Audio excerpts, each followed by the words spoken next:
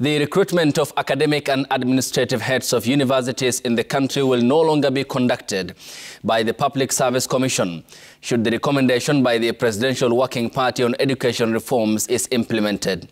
The Professor Raphael Munavu-led task force attributes the poor performance by many universities in the country to the lack of credibility in the appointment process, which they say is often marred with ethnic considerations and political interference as opposed to merit. The task force also recommended the merger of universities in line with the specializations to enhance performance in research and innovation. Serfine Achieng Ouma has the highlights of the far-reaching recommendations, which also tasks universities across the country to urgently prepare for the competency-based curriculum transition. The first cohort of the competency-based curriculum who joined junior school in 2023 is expected to join universities in 2029. According to the report by the Presidential Working Party on Education Reforms, upon full implementation of CBC, 60% of learners will enter science, technical, engineering and mathematics courses, 25% will enroll for humanities, while 15% will be enrolled for creative studies. Universities are therefore expected to adequately prepare for this transition. The task force wants the Commission for University Education to spearhead the development of university competency-based curriculum framework. Universities are also expected to retool all academic staff in order to implement the competency-based education and to review their Bachelor of Education degree program to align with CBC by the start of the 2023-2024 academic year. The report, Your Excellency, also includes an implementation matrix, and it has time frames, and that to us is extremely important. According to the Commission for University Education, there are currently 78 universities in the country. However, the report by the task force records that while university education has expanded, few universities in Kenya are among the top 100 in Africa, and even then, only a small number are among the top 20. Many universities in the country produce below their potential, which weakens the country's global performance in research and scientific development.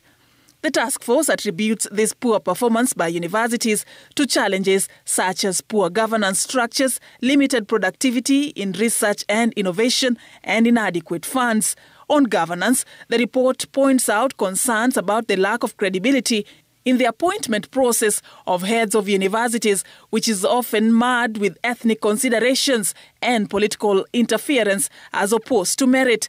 Currently, the vice-chancellors, deputy vice-chancellors, principals and deputy principals of Constituent College for public universities are appointed by councils in consultation with the Cabinet Secretary after a competitive recruitment process conducted by the Public Service Commission. The task force is, however, recommending that the involvement of PSC in the appointment be discontinued and instead universities to have the autonomy to execute recruitments internally through the University Council.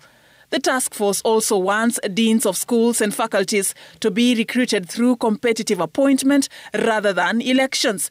This, according to the task force, will require amendment of the Universities Act of 2012. When one is carrying out, especially the recommendations on amending laws, changing laws, developing other laws, and so on, I tell you, it is extremely important to be all-inclusive. And Parliament is so critical. To further address the need to enhance performance in research and innovation, the task force underscored the significance of establishing alliances and merging universities in line with specialization. In practical sense, this will mean that those universities which do not perform well will get merged with those that perform to improve their capacities to perform as one. A proposal that may be a hard sell, especially considering the fact that most universities will want to operate independently. President William Ruto affirmed that the new funding model for institutions of higher learning will not only address the financial crisis in universities and TVETs, but also ensure that education is accessible for all. It is time to make education accessible all the way to the highest level, to anyone regardless of background, more fulfilling for both learners and tutors, more accommodating of their psychological needs, less examination-oriented, and more aligned with the aptitudes and aspirations of learners, and capable of imparting essential values, including national values and principles of good governance. Serfine Achieng Ouma, Citizen TV.